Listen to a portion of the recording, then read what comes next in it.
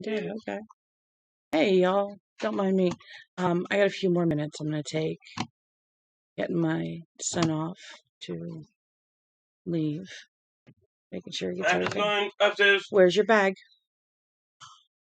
Do you know where You your mean bag? that bag Yes, over there? that bag. Okay, what are you going upstairs for? My phone Okay. and my phone case. Do you have your stuff, your owner cards and stuff still in your bag? I'm gonna find it. All right, go find it. Make sure they're all there. Oh, my phone case is right there. So Good. Now you just got to put it in your phone. Put your phone in it. Put it in your phone. Wow. My brain ain't even working this morning. I need to find the Mario. Oh wait, Mario what? Uno. Mario Uno? Where's Mario Uno? I don't see it. I mean, you're only going to play one Uno, right? You don't need to take both of them? Oh, that's a good point. Yeah. Oh, see, she found it. What do you say? Thanks. I have Ghostbusters in my bag. Oh, yeah? Yeah. I was like, why do you need to take both of them? It's cool because another person I work with, he has the Star Wars ones. They have Star Wars ones? Play. They have Star Wars ones? I think that's what it is. I didn't even know they had Star Wars ones. They come up with all kinds of them. Like, it's like Uno. You have a ton of different kinds that you can play. Mm-hmm. And most of my games are upstairs. And so all my Monopolies are out there. And it's like, my oldest son is going through, and he's like, we should take these games downstairs so we're not so bored. I'm like, he's never down here. I got Scrabble, and we got Battleship, and there's Dogopoly, Erieopoly, you know, the one that includes like the $1,000 part. And there's, Star Wars and Indiana Jones, and it's just, there's all kinds so of. many Monopolies. Yeah, I must have like almost 20 different kinds. Oh my God. Yeah, I even bought extra money just in case. It's fun. I love Monopolies, if you can't tell. Monopoly's like my favorite game. Nobody plays it, so I don't play it. Maybe someday. And you got the electronic version. I haven't tried that one, but I'm like, does the little computer thingy like keep track of it or something? Because you can just imagine like people can give them as much money as they want, Like your little credit card thing, and the little thing keeps track of everybody's stuff. Which means you can't be cheat. The one I like to play when we play with Richard's my husband's oldest son, because he's a cheater. He thinks he's always got to win at everything, so he'll cheat to do it. I don't win, but I like to play. My kids beat my butt. My buddy, he's not winning. Play with Belle. Belle wins. I'm like, really? All right, come on, Nick. My phone case is over there by my bag. I'll get your phone in it. Can I bring my Hulkman and Joker from Lego Dimensions? I don't care. Or Batman? I don't care. Go ahead. Go ahead. Whatever you want to be responsible for. Exactly. Give me a second. I got an idea. All kinds of ideas today. I'm taking this upstairs so I can go. I don't know if y'all could hear this, but my son is making all these funny things to do. Oh my Lord. He's like, do-do-do-do-do. I'm like, really? He's just having a blast. This is our life, our crazy, crazy life. I'm telling you. He's on a roll this morning. He is. I'm glad he's up and awake and ready. And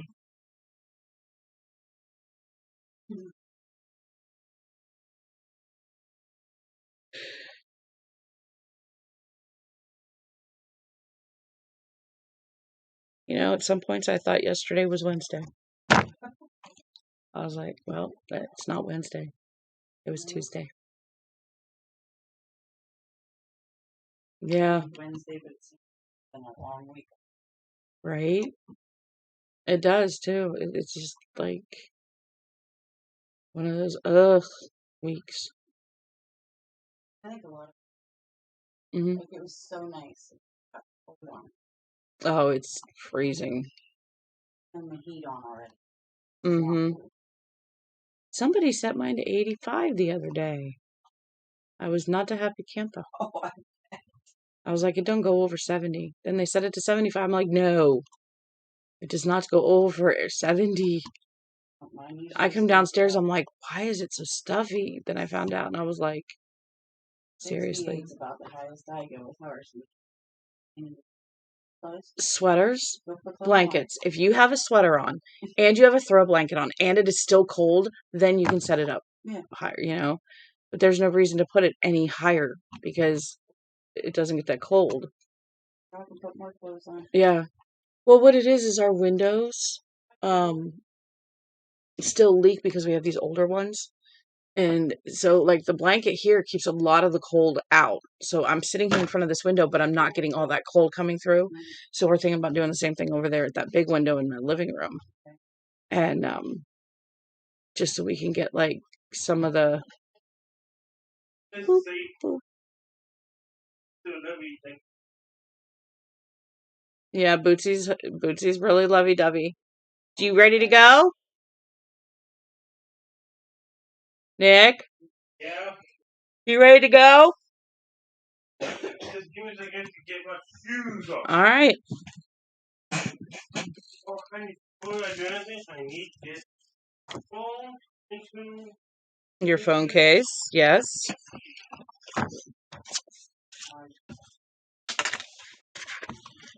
Phone into the phone case.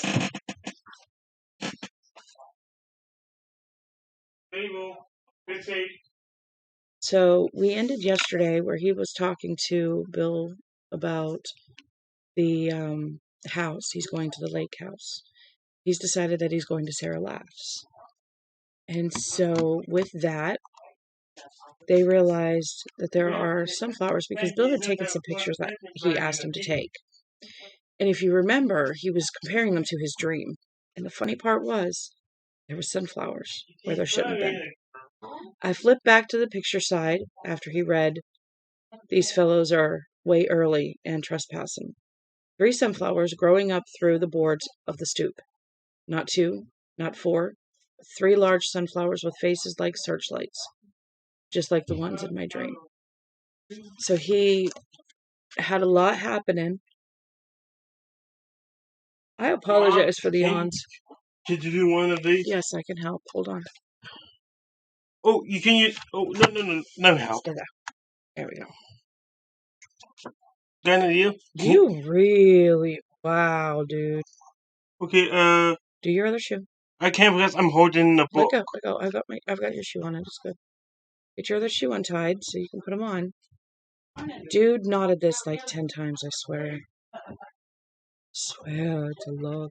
My dog had me up at 7:30 this morning. You want ramen when I go to the store? Yes, please. Okay. What kind? Beef, chicken, just beef? Maruchan chicken. No, what flavor? It's not exactly the flavor that's important. It's the brand. Well, I go to Walmart for the Moroccan. And don't forget.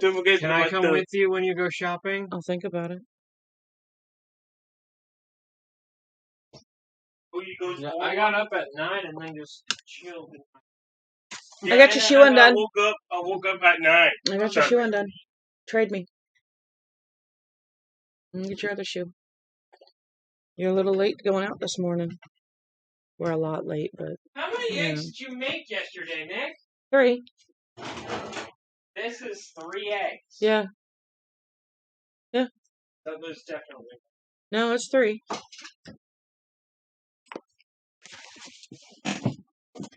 Ah, crap. It didn't go all the way across. Are you guys going to be mad if I finish off the eggs? No, I'm buying more today. I apologize. I don't know why I'm yawning. The first choice of the day. Fiber or protein? It's fine. All right, guys. I'm going to read, okay? So, Bill said that he would have the house ready at the time that was requested, which is July 4th. Chapter 6. So on July 3rd of 98, I threw 2 suitcases and my power book in the trunk of the mid-sized Chevrolet, started to back down the driveway, then stopped and went into the house again. It felt empty and somehow forlorn, like a faithful lover who has been dropped and cannot understand why. Yes. Were you streaming that other one you were talking about? Which other one? The Stephen King one that suddenly became erotica? That's this one. Oh my lord. Yeah. Hey, good morning. Your thing is frozen. No, it's not. I'm just staring at you, so it looks frozen. Like a faithful lover who has been dropped and cannot understand why. The furniture... Oh, good lord. Yeah. In a minute, Nick's getting his shoes on. And it's just timber. That means there's something out back. But most of the time he's barking, it's because they're playing and he's barking at them. So give me like 2-3 minutes. He's almost done with his shoes and he's out the door. Okay? Okay. Uh-huh. The dog's barking. They have to bark at everything. Like a faithful lover who has been dropped and cannot understand why. The furniture wasn't covered and the power was still on. Recycling box that I got down there for you guys. You mean this one over here? I understood that the Great Lake experiment might turn out to be a swift and total failure. If I take it like this or like this, it goes broke. It'll be fine. We'll put it in your bag. I'm just gonna put this in my bag. It's fine. But 14 Benton Street felt deserted all the same. Rooms too full of furniture to echo still did when I walked through them. And everywhere there seemed to be too much dusty light. In my study, the VDT was hooded like an executioner against the dust. I knelt before it and opened one of the desk drawers. Inside were 4 reams of paper. I took one, started away with it under my arm, then had a second thought and turned back. I had put the provocative photo of Jo in her swimsuit in the wide center drawer. Now I took it, tore the paper wrapping from the end of the ream of paper, and slid the photo halfway in, like a bookmark. Where's this spray oil? Use butter. If I did, perchance, begin to write again, and if the writing marched, I would meet Joanna right around page 250. I left the house, locked the back door, got into my car, and drove away. I have never been back. I'd been tempted to go down to the lake and check out the work, which turned out to be quite a bit more extensive than Bill Dean had originally expected on several occasions. See you later. Have a good day. What kept me away was a feeling, never quite articulated by my conscious mind, but still very powerful, that I wasn't supposed to do it that way. That when I next came to Sara, it would be to unpack and stay. Bill hired out Kenny Oster to shingle the roof, and got Kenny's cousin, Tim Larrabee, to scrape the old girl down, a cleansing process akin to hot scrubbing that is sometimes employed with log homes. Bill also had a plumber in to check out the pipes and got my okay to replace some of the older plumbing and the well pump. Bill fussed about all the expenses over the telephone. I let him. When it comes to 5th or 6th generation Yankees and the expenditure of money, you might as well just stand back and let them get it out of their systems. Laying out the green just seems wrong to a Yankee. Somehow, like petting in public. As for myself, I didn't mind the outgo a bit. I live frugally for the most part, not out of any moral code, but because my imagination, very lively in most other respects, doesn't work very well on the subject of money. My idea of a spree in 3 days in Boston, a Red Sox game, a trip to Tower Records and video, plus a visit to the Wadsworth bookstore in Cambridge. Living like that doesn't make much of a dent in the interest, let alone the principal. I had a good money manager down in Waterville, and on the day I locked the door of the dairy house and headed west to TR 90, I was worth slightly over $5 million. Not much compared to Bill Gates, but big numbers for this area. And I could afford to be cheerful about the high cost of house repairs. That was a strange late spring and early summer for me. What I did mostly was wait, close up my town affairs, talk to Bill Dean when he called with the latest round of problems, and try not to think. I did the publisher's weekly interview, and when the interviewer asked me if I had any trouble getting back to work in the wake of my bereavement, I said no with an absolutely straight face. Why not? It was true. My troubles hadn't started until I'd finished all the way from the top. Until then, I had been going on like gangbusters. In mid-June, I met Frank Arlen for lunch at the Starlight Cafe. The Starlight is in Lewiston, which is the geographical midpoint between his town and mine.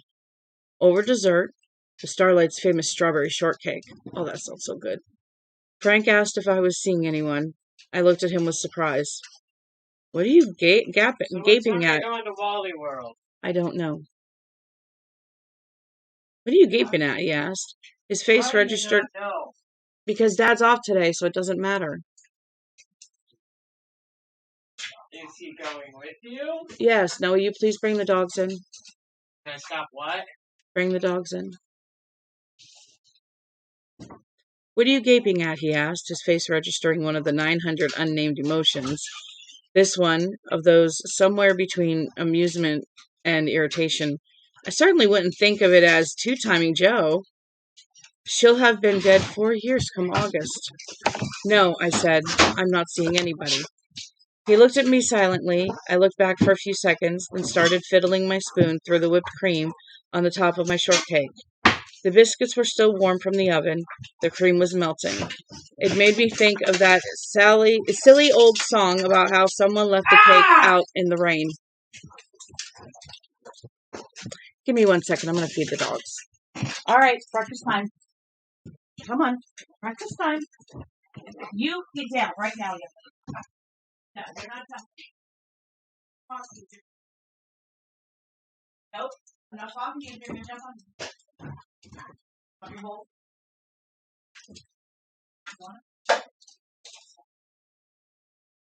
The spatula is shit. Sorry about that. Get your dog's snout out of my butthole! She wants to sniff. You know who you are. That's how they know who you are. They sniff your booty. No. Yes. That's how they know who other dogs are. Yeah. What? Come on, girl. They don't do that with humans. What do they do? Let's do the cross. Come on. The breakfast. Baby. Breakfast. Harley. Breakfast.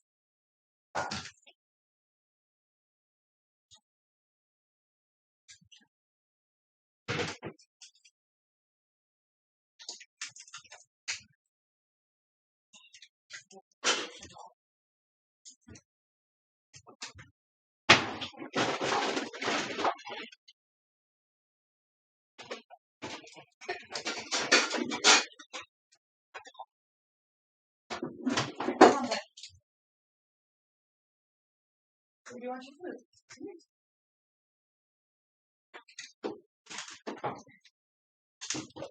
here. Up. All right. Oh. Okay, I apologize. Now that they have their breakfast, I shouldn't be jumped on for a little bit. Whew. I ran around the house like a crazy person. My mouth is all dry. It sucks. No, soda's not helping, but it's caffeine. All right. I certainly wouldn't think of it as two-timing Joe. She'll be dead 4 years come August. No, I said. I'm not seeing anybody. He looked at me silently. I looked back for a few seconds, then started fiddling my spoon through the whipped cream on top of my shortcake. The biscuits were still warm from the oven, and the cream was melting. It made me think of that silly old song about how someone left a cake out in the rain. Have you seen anybody, Mike? I'm not sure that's any business of yours. Oh, for Christ's sake. On your vacation, did you? I made myself look up from the melting whipped cream. No, I said, I did not. He was silent for another moment or two. I thought he was getting ready to move on to another topic. That would have been fine with me. Instead, he came right out and asked me if I had been laid at all since Joanna died. He would have accepted a lie on that subject even if he didn't entirely believe it. What? Did you know that The Sixth Sense is a Disney movie? It is now. No, it's always been a Disney movie. Nope. It was distributed and produced Didn't know that. by a company owned by Walt Disney's Pictures. Didn't know that. Actually, it was the previous name for Walt Disney Pictures. The studio was founded by Walt Disney himself. I did not know that. He would have accepted a lie on that subject even if he didn't entirely believe it. Men lie about sex all the time. But I told the truth, and with a certain perverse pleasure. No. Not a single time? Not a single time. What about a massage parlor, to at least get a... No. He sat there tapping his spoon against the rim of the bowl with his dessert in it. He hadn't taken a single bite. He was looking at me as though I were some new and oogie specimen of bug. I didn't like it much, but I suppose I understood it. I had been close to what these days called... Can I ask you a question? Why would anybody want to watch a movie about Cruella where she's the good guy? She literally kills puppies. I don't know.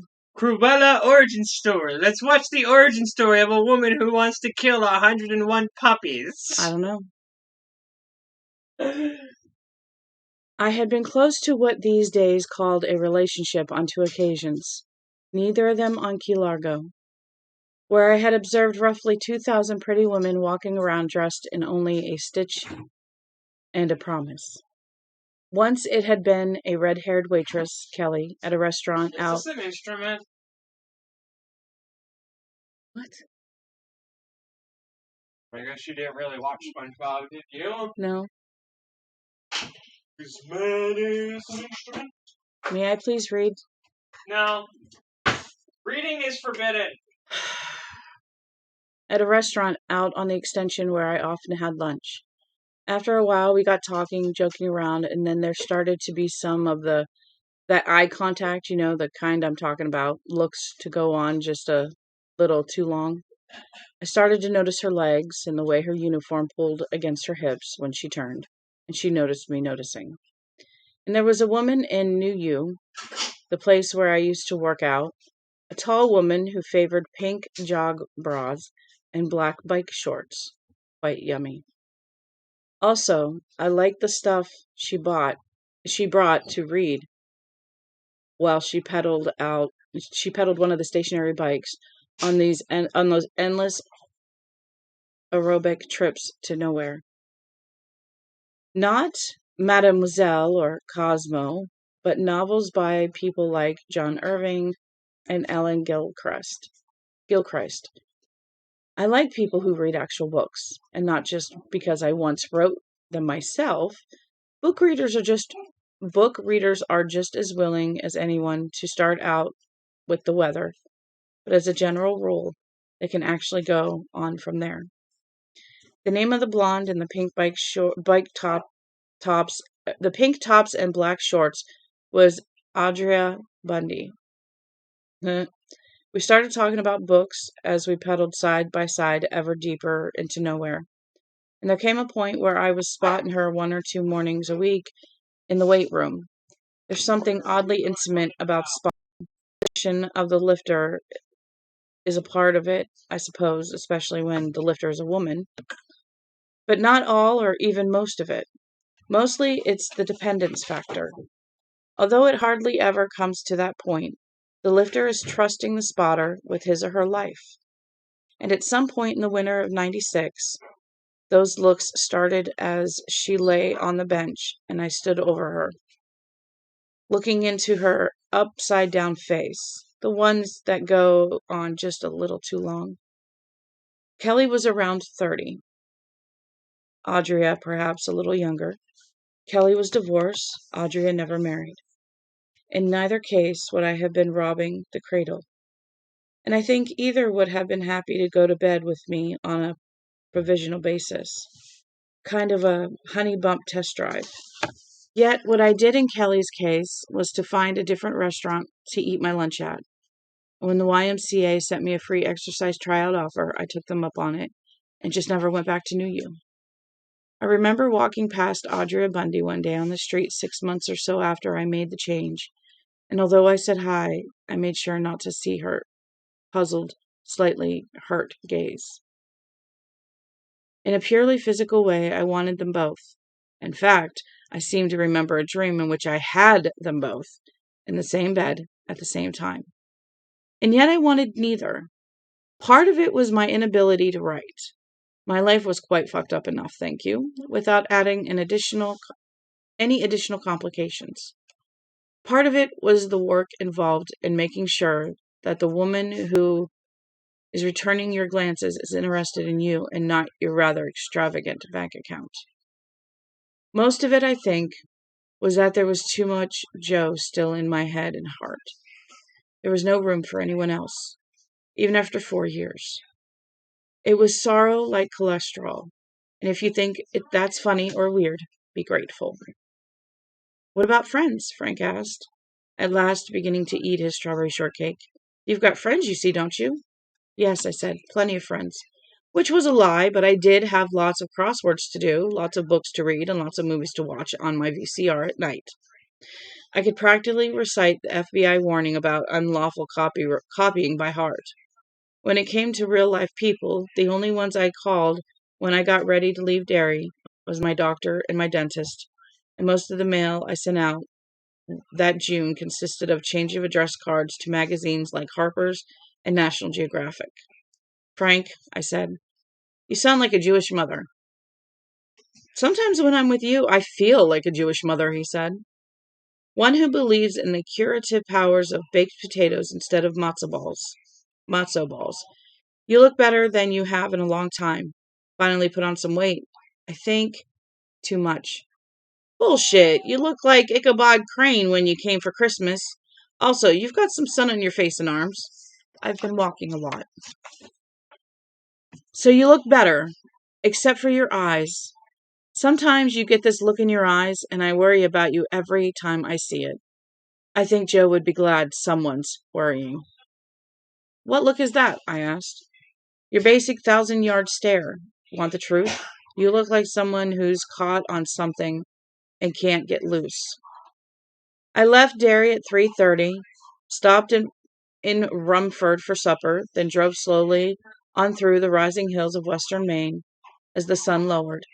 I had planned my times of departure and arrival carefully, if not quite consciously, and as I passed out of Moughton and into the unincorporated township of TR90, I became aware of the heavy way my heart was beating.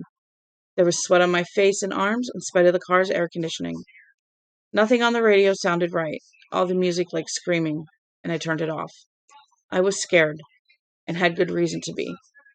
Even setting aside the peculiar cross-pollination between the dreams and things in the real world, as I was able to do quite easily, dismissing the cut on my hand and the sunflowers growing through the boards of the back stoop as either coincidence or so much psychic fluff. I had reason to be scared, because they hadn't been ordinary dreams, and my decision to go back to the lake after all this time hadn't been an ordinary decision. I didn't feel like a modern Vende millionaire man on a spiritual quest to face his fears. I'm okay, you're okay, let's all have an emotional circle jerk while William Ackerman plays softly in the background. I felt more like some crazy Old Testament prophet going out into the desert to live on locusts and alkali water because God had summoned him in a dream. I was in trouble. My life was a moderate going on severe mess, and not being able to write was only part of it. I wasn't raping kids or running around Times Square preaching conspiracy theories through a bullhorn, but I was in trouble just the same. I had lost my place in things and couldn't find it again. No surprise there. After all, life's not a book. What I was engaging in on that hot July, good Lord, July evening was self-induced shock therapy. And give me at least this much credit. I knew it.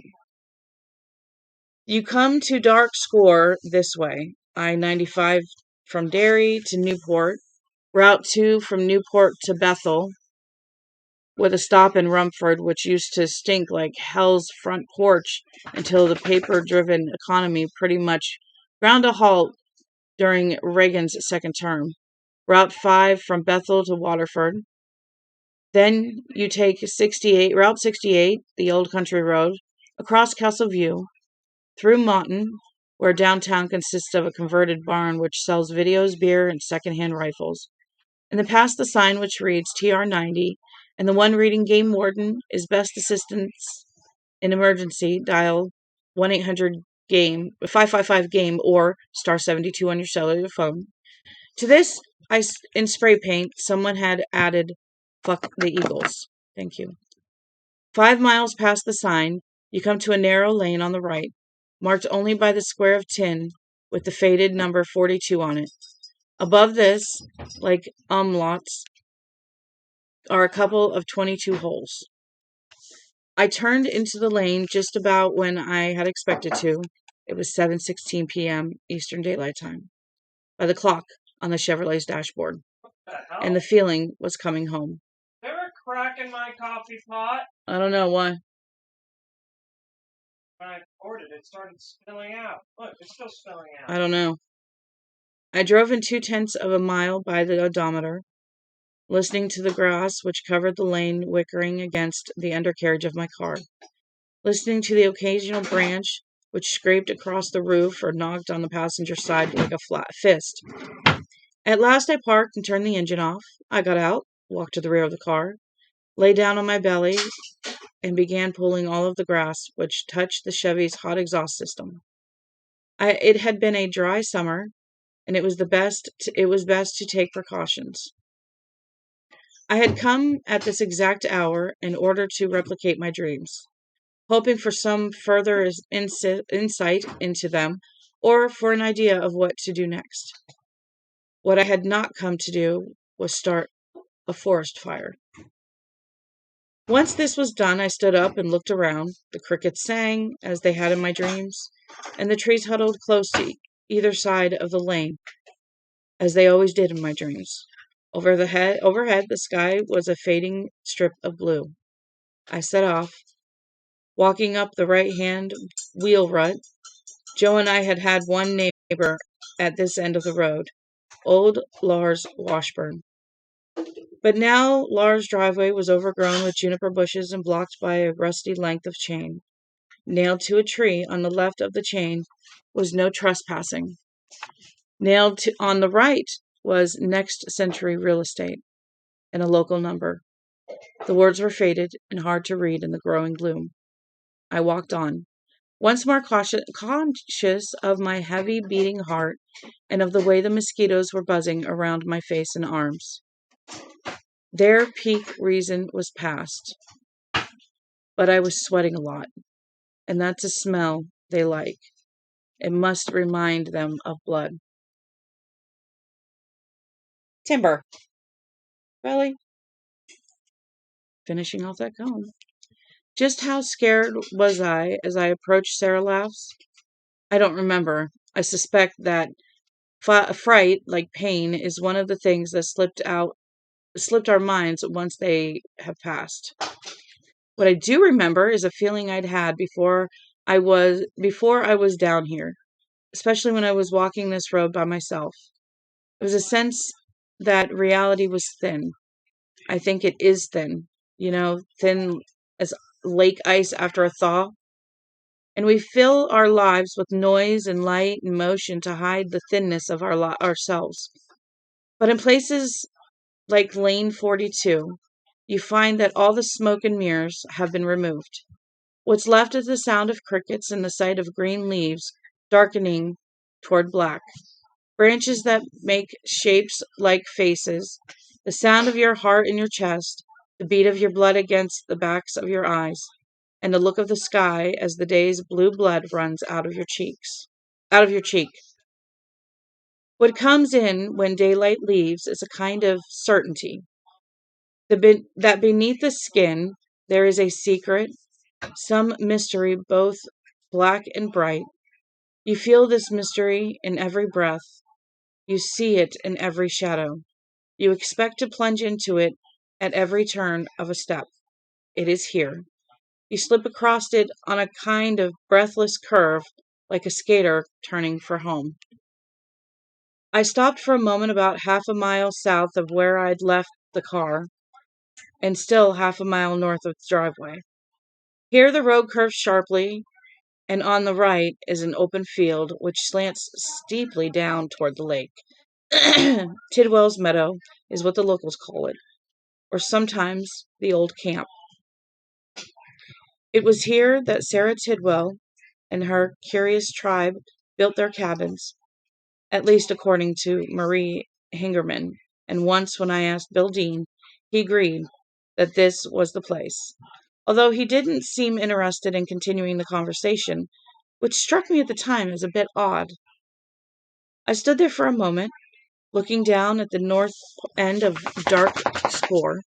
The water was glassy and calm, still candy-colored in the afterglow of sunset, without a single ripple or a single small craft to be seen.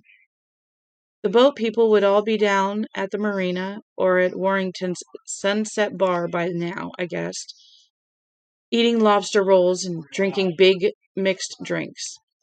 Later, a few of them, buzzed on speed and martinis, would go bolting up and down the lake by moonlight. I wonder if I would be around to hear them.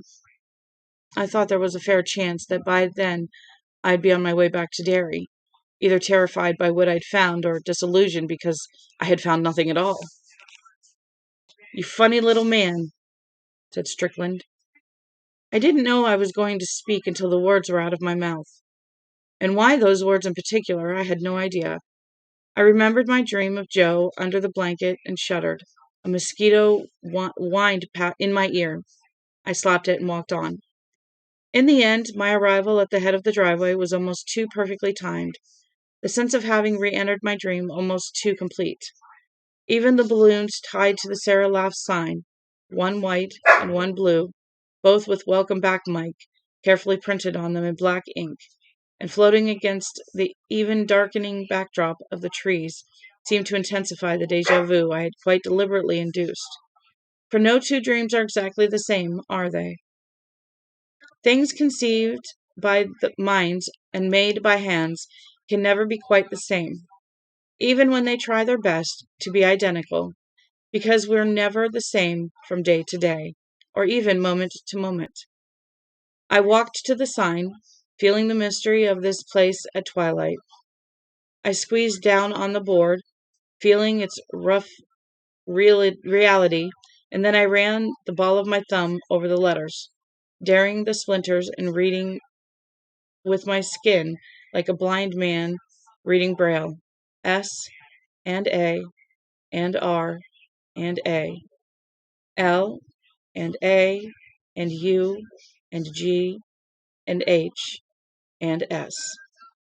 The driveway had been cleared of fallen needles and blown down branches, but Dark Score glimmered a fading rose just as it had in my dreams. And the sprawled hulk of the house was the same. Bill had thoughtfully left the light over the back stoop burning, and the sunflowers growing through the boards had long since been cut down, but everything else was the same. I looked overhead at the slot of sky over the lane. Nothing. I waited, and nothing. Waiting still, and then there it was, right where the center of my gaze had been trained. At one moment, there was only a fading sky, with indigo just starting to rise. That wasn't a bone. I didn't say a bone. What did you say? A comb. What was it? I don't know. Oh, maybe he had dog food. With indigo just starting to rise up from the edges like an infusion of ink. And the next Venus was glowing there, bright and steady. People talk about watching the stars come out, and I suppose some people do. But I think that was the only time in my life that I actually saw one appear. I wished on it too, but this time it was real time, and I did not wish for Joe. Help me, I said, looking at the star. I would have said more, but I didn't know what to say. I didn't know what kind of help I needed. That's enough, a voice in my mind said uneasily. That's enough now. Go on back and get your car. Except that wasn't the plan. The plan was to go down the driveway just as I had in my final dream, the nightmare.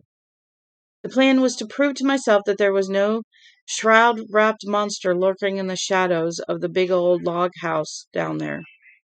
The plan was pretty much based on that bit of New Age wisdom which says the word fear stands for face everything and recover. But as I stood there and looked down at that spark of porch light, it turned very small in the growing darkness. It occurred to me that there's another bit of wisdom. One not quite so good morning starshine, which suggests fear is actually an acronym for fuck everything and run. Standing there by myself in the woods, as the light left the sky, that seemed like the smarter interpretation, no two ways about it. I looked down and was a little amused to see that I had taken one of the balloons, untied it without even noticing as I thought things over. It floated serenely up from my hand at the end of its string, the words printed on it now impossible to read in the growing dark. Maybe it's almost moot anyway. Maybe I won't be able to move. Maybe the old devil writer's walk has got a hold of me again, and I'll just stand here like a statue until someone comes along and hauls me away. But this was real time in the real world, and in the real world there are no such things as writer's walk. I opened my hand. As the string I'd been holding floated free, I walked under the rising balloon and started down the driveway. Foot followed foot, pretty much as they had ever since I first learned this trick back in '59.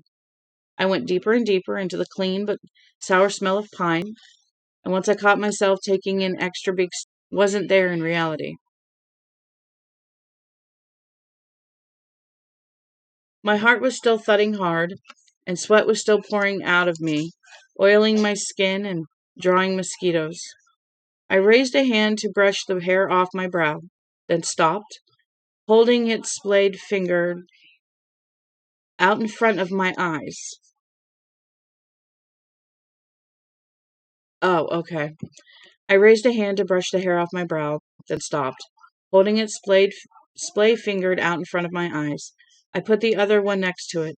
Neither was marked. There wasn't even a shadow of scar from the cut I'd given myself while crawling around my bedroom during the ice storm. I'm all right, I said. I'm all right. You funny little man, said Strickland, a voice answered. It wasn't mine, wasn't Joe's. It was the UFO voice that had narrated my nightmare, the one which had driven me even when I wanted to stop, the voice of some outsider. I started walking again. I was better than halfway down the driveway now. I had reached the point where, in my dream, I told the voice that I was afraid of Mr. Danvers. I'm afraid of Mr. D, I said, trying the words out loud in the growing dark. What if the bad old housekeeper's down there? A loon cried on the lake, but the voice didn't answer. I suppose it didn't have to. There was no Mrs. Danvers. Excuse me, Mrs., not Mr. She was only a bag of bones in the old book, and the voice knew it. I began walking again. I passed the big pine that Joe had once banged into in our Jeep, trying to back up the driveway. How she had sworn like a sailor! I had managed to keep the straight face until she got to "fuck a duck," and then I lost it, leaning against the side of the Jeep with the heel of my hands pressed against my temples. Wait, it Howling actually in says tears. "fuck it, Doc"? Yes. I thought I created that. No. Howling until tears rolled down my cheeks, and Joe glaring hot blue sparks at me the whole time. I could see the mark about 3 feet up on the trunk of the tree, the white seeming to float above the dark bark in the gloom.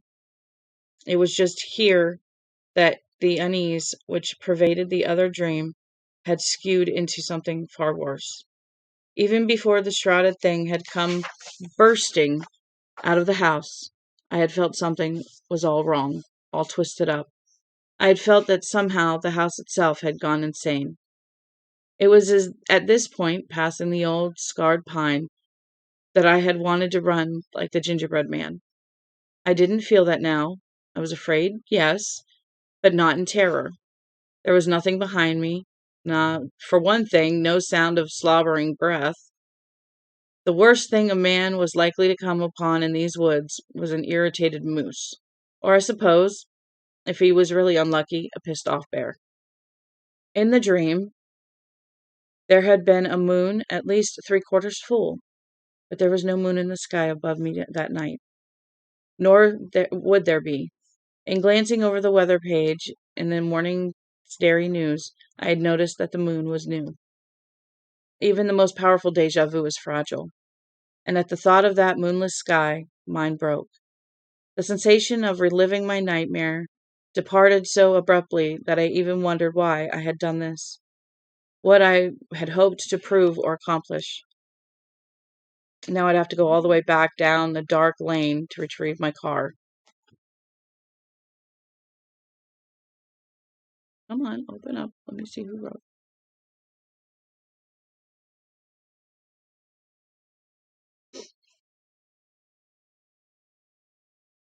Now I'd have to go all the way back down the dark lane to retrieve my car. All right, but I'll do it with a flashlight from the house. One of them would surely still be just inside.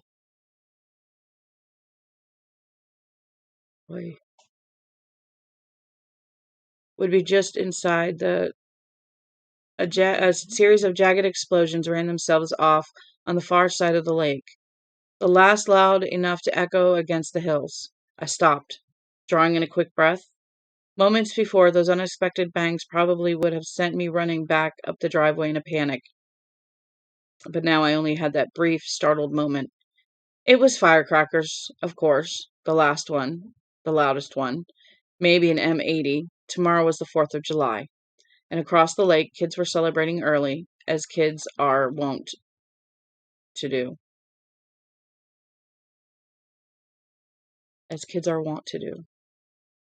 I walked on. The bushes still reached like hands, but they had been pruned back, and their reach wasn't very threatening. I didn't have to worry about the power being out either. I was now close enough to the back stoop to see the moths fluttering around the light Bill Dean had left on for me. Even if the power had been out, in the western part of the state, a lot of the lines are still above ground. It goes out a lot. The genie would have kicked in automatically. Yes, I was awed by how much of my dream was actually here, even with the powerful sense of repetition and of reliving departed. Joe's planters were where they'd always been, flanking the path which leads down to Sarah's little lick of beach. I suppose Brenda Meserve had found them stacked in the cellar and had one of her crew set them out again. Nothing was growing in them yet, but I suspected that stuff would be soon. And even without the moon of my dream, I could see the black square on the water, standing about 50 yards offshore, the swimming float. No oblong shape lying overturned in front of the stoop, though. No coffin. Still, my heart was beating hard again, and I think if more firecrackers had gone off on the Kashwakamak side of the lake just then, I might have screamed. "You funny little man," said Strickland. "Give me that. It's my dust catcher."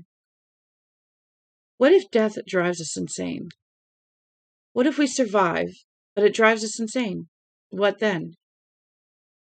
I had reached the point where, in my nightmare, the door banged open and the white shape came hurling out with its wrapped arms upraised. I took one more step and then stopped, hearing the harsh sound of my respiration as I drew each breath down my throat and then turned it back out over the dry floor of my tongue. There was no sense of déjà vu, but for a moment I thought the shape would appear anyway, here in the real world, in real time. I stood waiting for it, and with my sweaty hands clenched. I drew in another dry breath, and this time I held it. The soft laugh of water against the shore. The breeze had patted my face and rattled the bushes. The loon cried out on the lake. Moths batted the stoop light. No shroud monster threw open the door. And through the big windows to the left and right of the door, I could see nothing moving, white or otherwise. There was a note above the knob, probably from Bill, and that was it. I let out my breath in a rush and walked over the rest of the way down the driveway to Sara Laughs. The note was indeed from Bill Dean. It said that Brenda had done more shopping for me. The supermarket receipt was on the kitchen table, and I would find the pantry well stocked with canned goods. She'd gone easy with the perishables, but there was milk, butter, half and half, and hamburger, the staple of every single guy's cuisine. "I will see you next Monday," Bill had written. If I had my druthers, I'd be here to say hello in person. But the good wife says it's our turn to do the holiday trotting, and so we are going down to Virginia. Hot. Spend the 4th with her sister. If you need anything or run into problems. He had jotted down his sister-in-law's phone number in Virginia, as well as Butch Wiggins' number in town, which locals just called the TR. As in, me and Mother get tired of Bethel and moved our trailer over to the TR.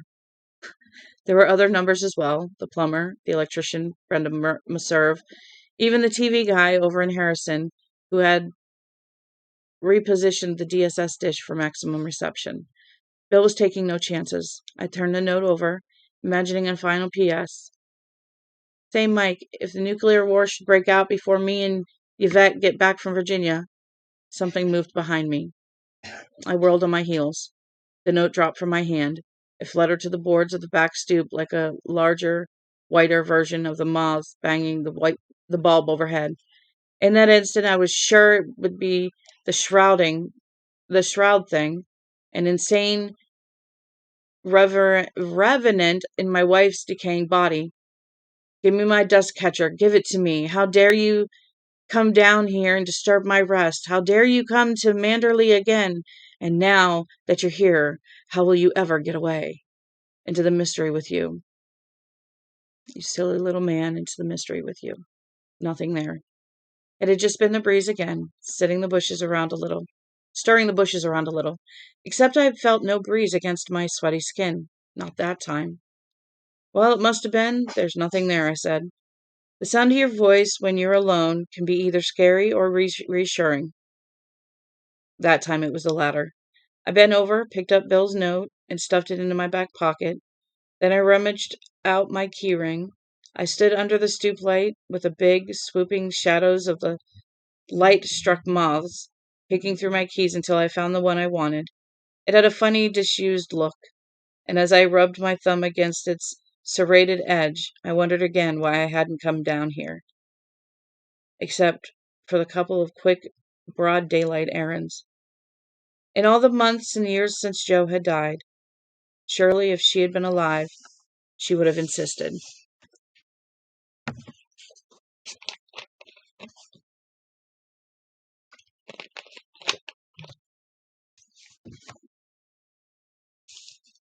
But then a peculiar realization came to me. It wasn't just a matter of since Joe died. It was easy to think of it that way. Never once during my 6 weeks at Key Largo had I thought of it any other way. But now, actually standing here in the shadows of the dancing moths, it was like standing under some weird organic disco ball and listening to the loons out on the lake. I remember that Joanna had died in August of '94. She had died in Derry. It had been miserably hot in the city. So why had we been there? Why hadn't we been sitting out on our shady deck on the lakeside of the house, drinking iced tea in our bathing suits, watching the boats go back and forth, and commenting on the form of the various water skiers? What had she been doing in that damned Rite Aid parking lot to begin with, when during any other August we would have been miles from there? Nor was that all. We usually stayed at Sara until the end of September. It was a peaceful, pretty time, as warm as summer, but in '93 we'd left with August only a week gone. I knew because I could remember Joanna going to New York with me later that month. Some kind of publishing deal and the usual attendant publicity crap. Okay. It had been dog hot in Manhattan, the hydrants spraying the East Village and the uptown streets sizzling. On one night of that trip, we'd seen the Phantom of the Opera. Near the end, Joe had leaned over to me and whispered, "Oh, fuck, the Phantom is sniveling again. I had spent the rest of the show trying to keep from bursting into wild peals of laughter. Joe could be evil that way. Why had she come with me that August? Joe didn't like New York even in April or October, when it's sort of pretty. I didn't know. I couldn't remember. All I was sure of was that she had never been back to Sara Laughs since early August of '93. Before long, I wasn't even sure of that. I slipped the key into the lock and turned it. I'd go inside to flip on the kitchen overheads, grab the flashlight, and go back for the car. If I didn't, some drunk guy in a cottage at the far south end of the lane would come in too fast, rear-end my Chevy, and sue me for $1 billion. The house had been aired out and didn't smell a bit musty. Instead of stale air, there was a faint and pleasing aroma of pine. I reached for the light inside the door, and then, somewhere in the blackness of the house, a child began to sob. My hand froze where it was, and my flesh went cold. I didn't panic exactly, but all rational thought left my mind. It was weeping, a child's weeping, but I hadn't a clue to where it was coming from. Then it began to fade. Not to grow softer, but to fade, as if someone had picked the kid up and was carrying it down some long corridor. Not that any such corridor existed in Sara Laughs. Even the one running through the middle of the house, connecting the center section of the two wings, isn't really long. Fading, faded, almost gone. I stood in the dark with my cold skin crawling and my hand on the light switch. Part of me wanted to boogie, to just go flying out of there as fast as my little legs could carry me, running like the gingerbread man. Another part, however, the rational part, was already reasserting itself. I flicked the light switch, the part that wanted to run, saying, "Forget it. It didn't work. It's a dream, stupid. It's your dream coming true." But it did work. The foyer light came on in a shadow dispelling rush, revealing Joe's lumpy little pottery collection to the left and the bookcase to the right. Stuff I hadn't looked at in 4 years or more, but still here and still the same. On the middle shelf of the bookcase, I could see the 3 early Elmore Leonard novels, Swag, The Big Bounce, and Mr. Majestic. And I had put aside against a spell of rainy weather. You have to be ready for rain when you're at camp. Without a good book, even 2 days of rain in the woods can be enough to drive you bonkers. There was a final whisper of weeping, then silence.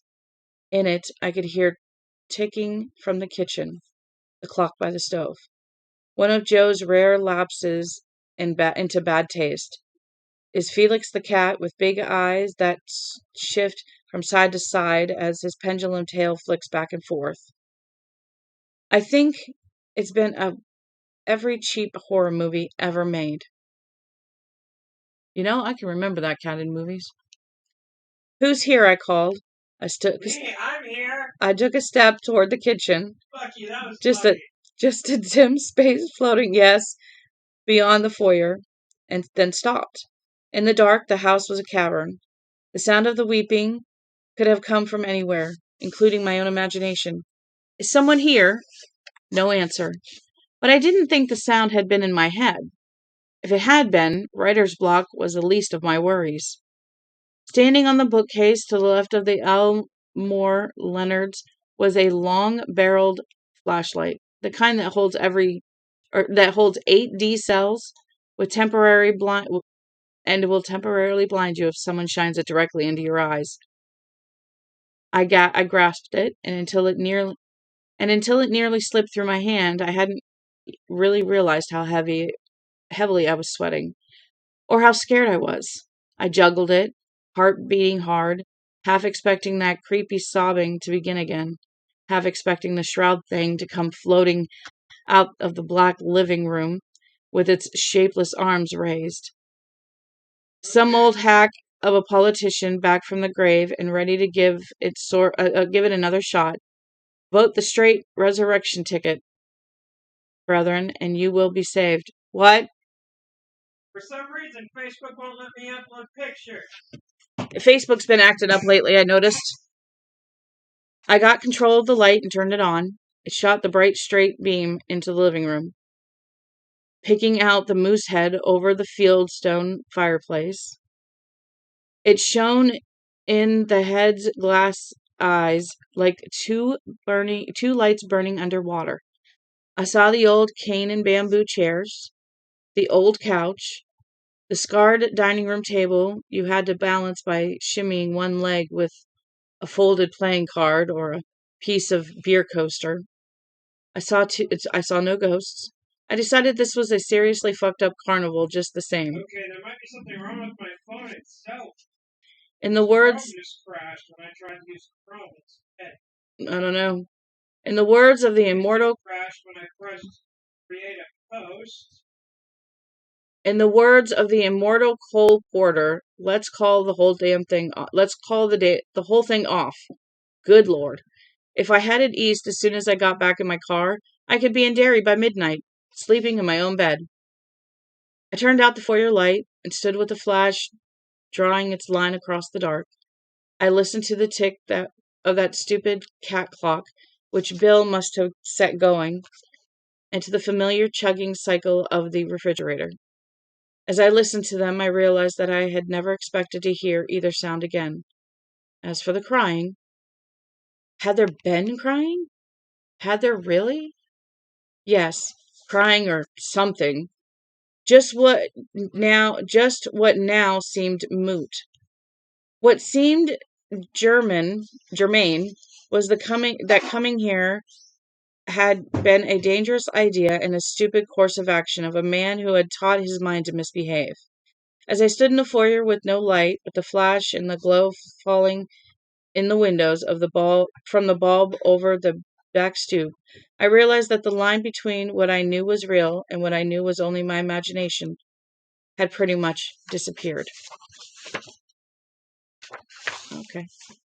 I have to go to the store, so we're only going to read one chapter this morning.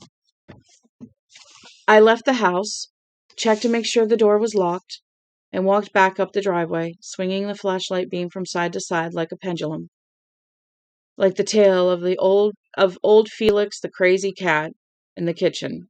It occurred to me as I struck north along the lane that I would have to make up some sort of story for Bill Dean. It wouldn't do to say, well, Bill, I got down there and heard a kid bawling in my locked house, and it scared me so bad I turned into a gingerbread man and ran back to Derry. I'll send you the flashlight I took. Put it back on the shelf next to the paperbacks, would you?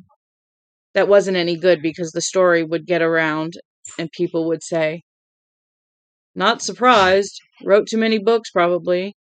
Work like that has got to soften a man's head.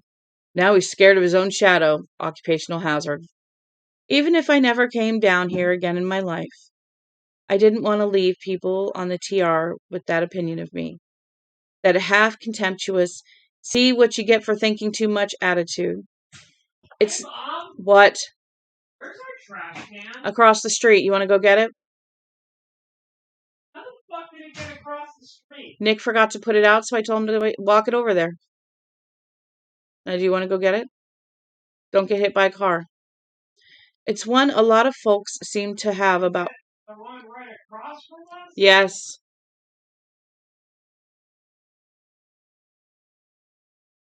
It's one a lot of folks seem to have about people who live in their own imaginations.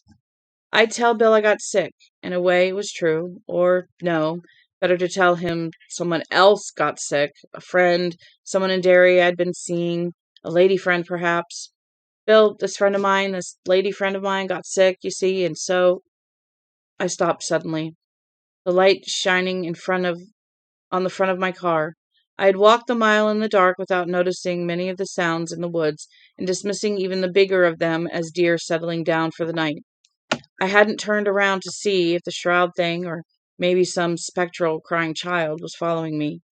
I'd gotten involved in making up a story and then embellishing it, doing it in my head instead of on paper this time, but going down all the same well-known paths. I had gotten so involved that I had neglected to be afraid. My heartbeat was back to normal, the sweat was drying on my skin, and the mosquitoes had stopped whining in my ears. And as I stood there, a thought occurred to me. It was as if my mind had been waiting patiently for me to calm down enough so it could remind me of some essential fact. The pipes. Bill had gotten my go-ahead to replace most of the old stuff, and the plumber had done so. Very recently, he'd done so. Air in the pipes, I said, running the beam of the 8-cell flashlight over the grill of my Chevy. That's what I heard. I waited to see if the deeper part of my mind would call this a stupid, rationalizing lie. It didn't, because I suppose it rationalized it could be true. Airy pipes can sound like people talking, dogs barking, or children crying. Perhaps the plumber had bled them and the sound had been something else. Or perhaps he hadn't. Harley? That is enough. Harley, come here. Harley, come here. Harley, come here. Harley? All right, fine. If you're going to get on the couch, that's fine. But stop barking at the door. Good Lord. One of those mornings.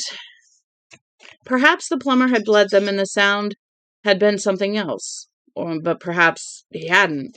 The question was whether or not I was going to jump in my car, back 0.2 of a mile to the highway, and then return to Derry, all on the basis of a sound I heard for 10 seconds, maybe only 5. And while in an excited, stressful state of mind.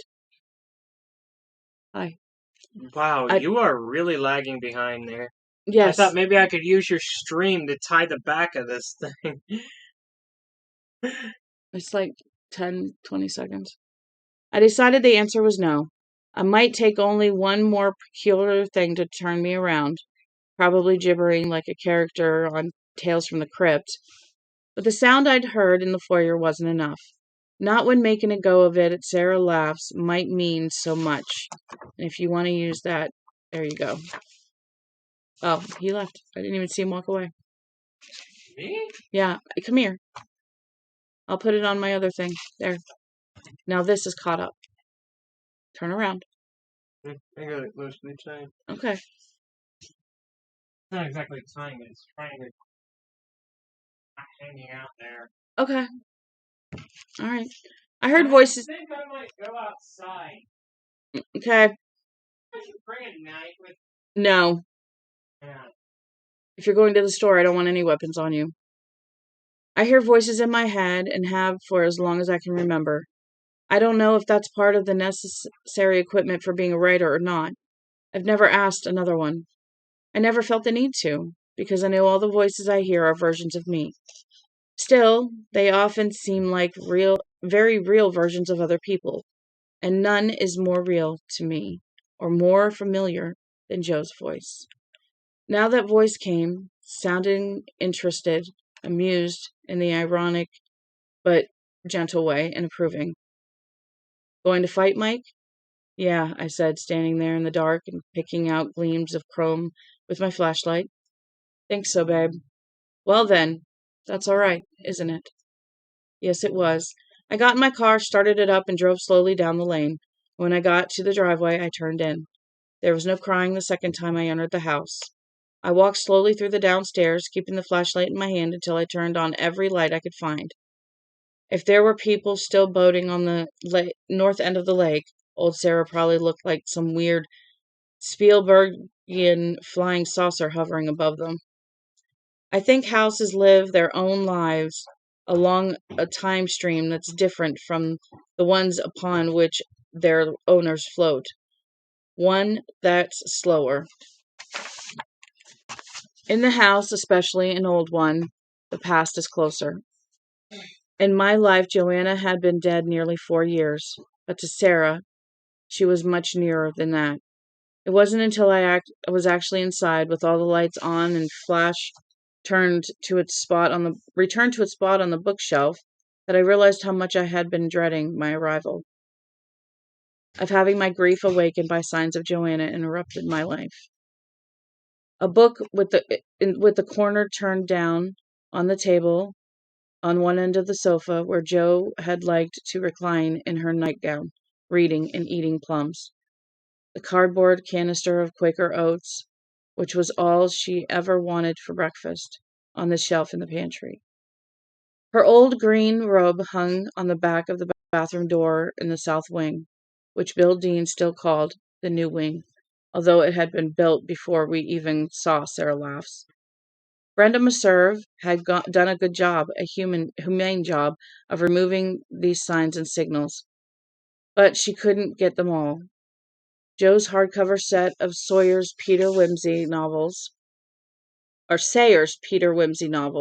still held pride of place at the center of the living room bookcase. Joe had always called the moose head over the fireplace Bunter, and once, for no reason I could remember, certainly seemed a very un-Bunter-like accessory, she had hung a bell around the moose's hairy neck. It hung there still, on a red velvet ribbon.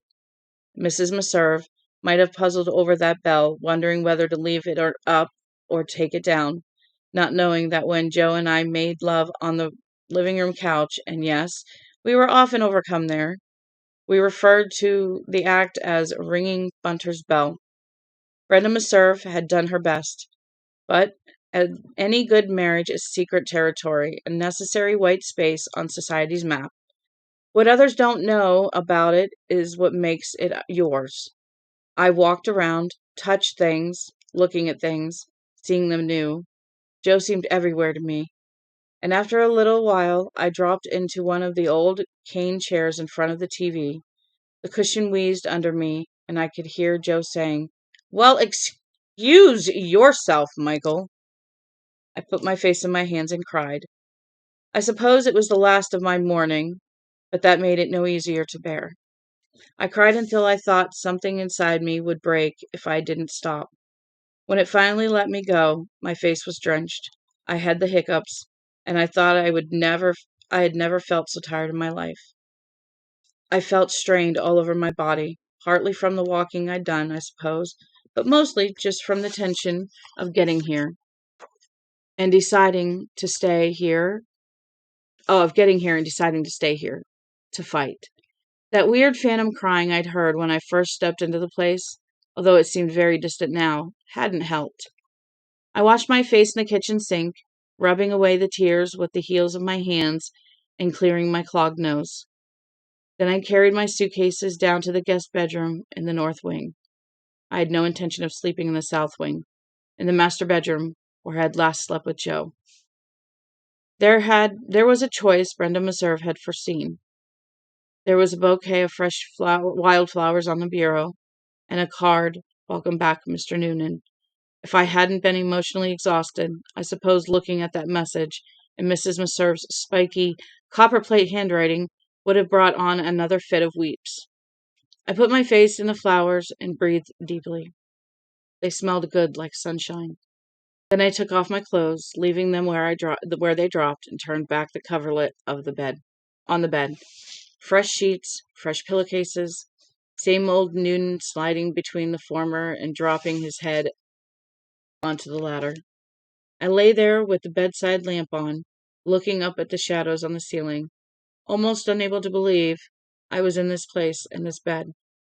There had been no shroud thing to greet me, of course, but I had an idea it might well find me in my dreams. Sometimes, for me at least, there's a transitional bump between waking and sleeping. Not that night. I slipped away without knowing it, and woke the next morning with sunlight shining in through the window and the bedside lamp still on. There had been no dreams that I could remember, only the vague sensation that I had awakened sometime briefly in the night and heard a bell ringing, very thin and far away. So, I lost my bookmark.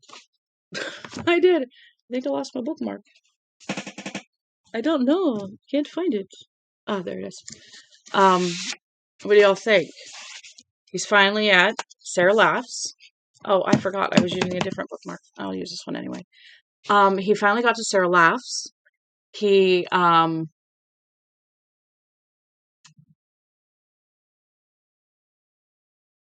finally was able to get through his dream into reality, so that helped. Sometimes dreams can become reality, and sometimes reality becomes dreams, and our mind does some tricky things. So, yeah. We'll have to see what happens tonight in chapter 7. So I may read a couple chapters tonight. I will let you guys know what time. I'm hoping for the same time, 7:38. So I think the earlier times are working better for me than the late times. Let me know if you guys like the later times or the early times. So I try to get around the same time in the morning. But I have to leave. I have to go to the store. But I wanted to get some reading in before I left. I appreciate y'all for staying with me, for listening to, for being here. Yeah. So if you don't follow me and you want to follow me, that's great. If not, that's okay too. I just appreciate y'all sticking with me. Appreciate y'all being here listening. And we will continue this evening. So thank you again. I love y'all. Y'all have a good day. Bye.